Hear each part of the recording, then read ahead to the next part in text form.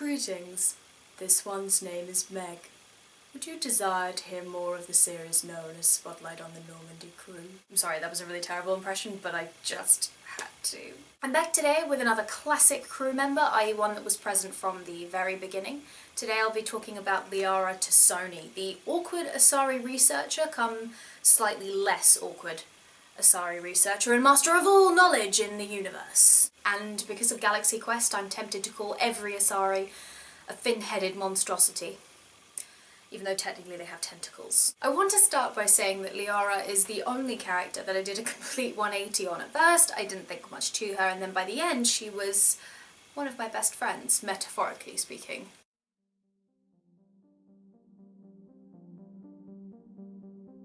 Liara is the only character in Mass Effect 1 that you have to go out on a field trip for. Shepard ventures to the Artemis Tau cluster and finds her on an ancient Prothean dig site. The place is overrun with Geth, and Liara has managed to trap herself in a safety field that she now needs help to escape. I mean, this scenario pretty much sums her up in the first game, I think. By this point in the story, we know that her mother, Matriarch Benezia, has allied with the enemy Saren, and it's unclear if Liara is in on the dastardly plan too. It quickly becomes evident that she is not. When you get her back to the ship, Liara really becomes a fish out of water. A tentacled fish, more like a squid. It's obvious that she's not used to conversing with alien species outside of Asari. I think she actually says this, and admits openly that she'd much prefer to be around old ruins and data disks than people. It wasn't that I distrusted her at first, I just didn't get her. Liara was the Tara in this gang of Scoobies. Didn't get her at all, but she was still part of the crew. Even though she holed herself up in that little room behind the medbay and didn't communicate at all well, she was clearly sincere and a good soul. Her humour was a little off. What? No, I did not mean to insinuate. I never meant to offend you, Shepard. And her foot often resided in her mouth. Joking? Oh, by the goddess, how could I be so dense? You must think I am a complete and utter fool. Yet all of these awkward qualities made her more endearing and interesting over time. When you find her mother on Noveria, you can really see Liara's caring personality shine through.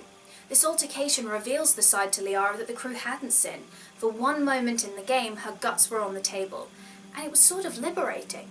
Her ability to cope with the situation was also beyond admirable. In Mass Effect 2, Liara has changed quite a bit, though it depends on whether or not you have the Lair of the Shadowbroker DLC to see just how much.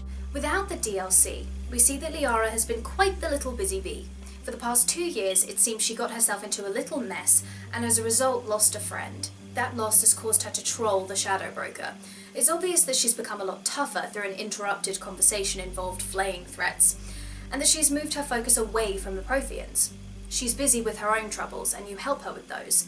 However, she will not rejoin your crew, and nothing more is really added. She's nothing more than a brief cameo appearance. With the DLC, we can see exactly what Liara's been up to, and much, much more. We learn that Liara and her friend Farron were headhunted by Cerberus, stole Shepard's body from the Shadowbroker, who was about to sell it to the Collectors, and gave it instead to Cerberus, with the promise that they would bring Shepard back to life. Farron, being a secret agent for the Shadowbroker, sided with Liara and fell off the grid because of it, hence the search party. Throughout this DLC mission, we can see that Liara has toughened up considerably and found a new purpose for all that focus. We also find that Shepard means an awful lot to Liara, enough to cohort with Cerberus, which is nice, as you begin to feel like the only one willing. She also not only has the new ability to threaten, but outsmart verbally, which is a pretty big leap, all things considered. She even takes over as the new Shadowbroker. You'll also have the chance to talk to her back on the Normandy. She chats to Joker, Dr. Chakwas, before visiting you and returning your framed Alliance dog tags. That's right, I said framed. This scene is wonderful, as it's perhaps the only time Shepard can talk honestly about the situation, and it also proves Liara to be a trustworthy, caring friend who would do the unthinkable for you. In this DLC, she expresses fear, a streak of badass, and kindness too, but only to Shepard. This speaks volumes about how she sees him or her. She doesn't rejoin your crew physically, but through her work as the Shadowbroker, she's always aiding you in your fight against the Collectors. I feel that says far more about her character. She's willing to do all the hard, dirty work by herself to help the cause, far better than any battle could achieve. Liara's still a bit of a recluse, but not quite the alien she used to be, and it's clear that Shepard is the one that helped her to flourish. By Mass Effect 3, Liara has matured significantly. Okay, so she first treats Javik like Mick Jagger, and she still doesn't quite get everyone's jokes, but she's transcended into a deep kind of tranquility that comes with age. How's that for poetry? Arguably, one of Liara's best moments surrounds her time capsule idea. She brings a capsule to your quarters and asks how you want to be remembered. It's a touching scene, and one that further establishes her character as the thoughtful type. She's not only thinking of you, but for humanity and history as well. But there's one entry I wanted your opinion on. Which one? Your own.